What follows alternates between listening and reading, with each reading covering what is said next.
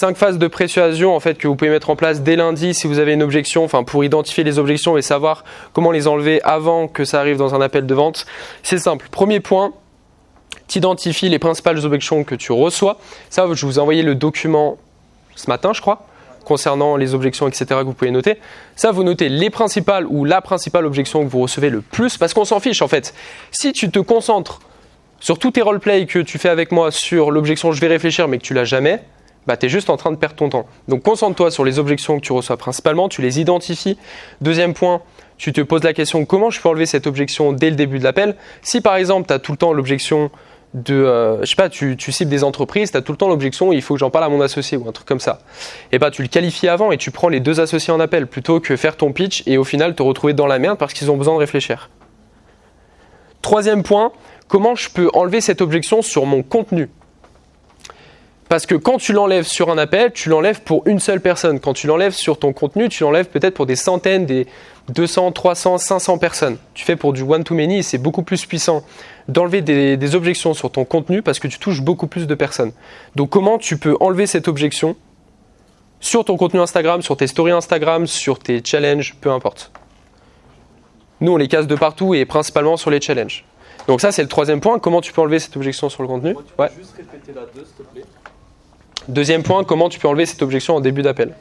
Ou juste avant l'appel en fait, mais c'est vraiment pour qualifier la personne, tu vois. C'est comme l'exemple des associés, autant les prendre les 2 en appel, ce sera beaucoup plus simple.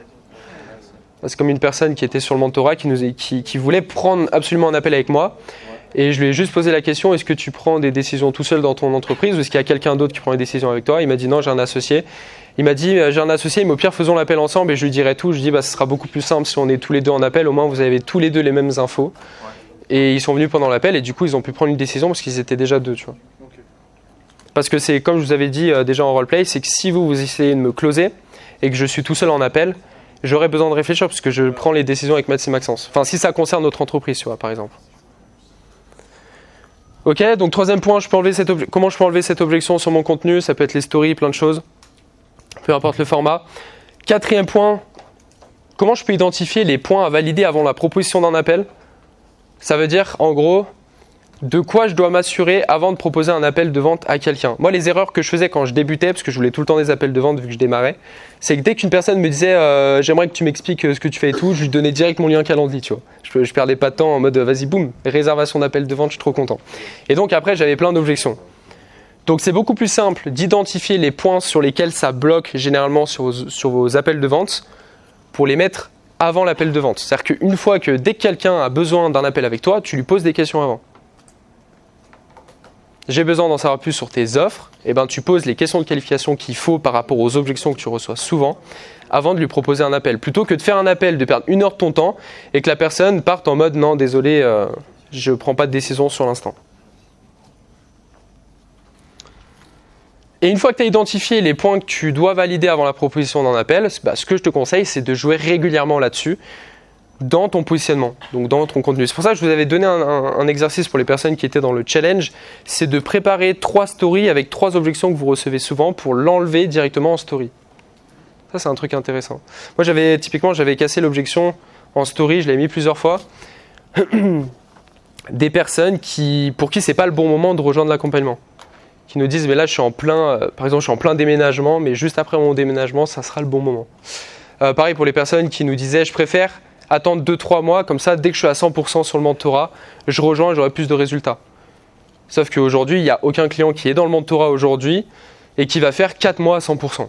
Tu vois, à aucun moment pendant 4 mois tu vas t'enfermer dans ta grotte et travailler sur ton business. Tu as une vie à côté, tu as peut-être des enfants, tu as plein de choses. Donc, il n'y a personne qui sera à 100% pendant 4 mois. Et peut-être que pendant ces 4 mois d'accompagnement, il y a un moment donné, tu vas partir en vacances, à un autre moment, tu vas être malade, tu ne pourras pas travailler. Et c'est OK. Donc, ça ne sert à rien d'attendre d'être à 100% pour rejoindre le mentorat. Et on avait beaucoup de gens qui étaient comme ça. Parce que vu qu'on vend du haut de gamme, les gens se disent pour le rentabiliser, j'attends d'être à 100%. Mais tu ne seras jamais à 100%. Donc, du coup, vu que ça arrivait souvent, et qu'il y a en plus, le pire, c'est que c'est souvent des gens qui font beaucoup d'appels de vente aussi, qui veulent rejoindre le mentorat et qui nous disent cette objection. En mode, oui, en fait, je sais que c'est une objection, mais vraiment, je préfère être à 100% dans le mentorat, tu vois.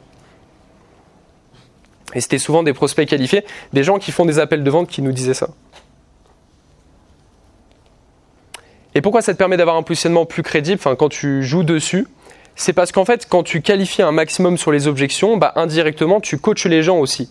Tu les coaches sur le mindset à avoir avant de rejoindre ton accompagnement. Donc ça joue aussi sur ton positionnement en mode j'accepte pas tout le monde, tu vois. Genre si t'as pas le bon mindset par rapport à ça, ça sert à rien de rejoindre mon accompagnement. Et quand tu joues là-dessus, sur ton positionnement, naturellement les gens te trouvent plus crédible.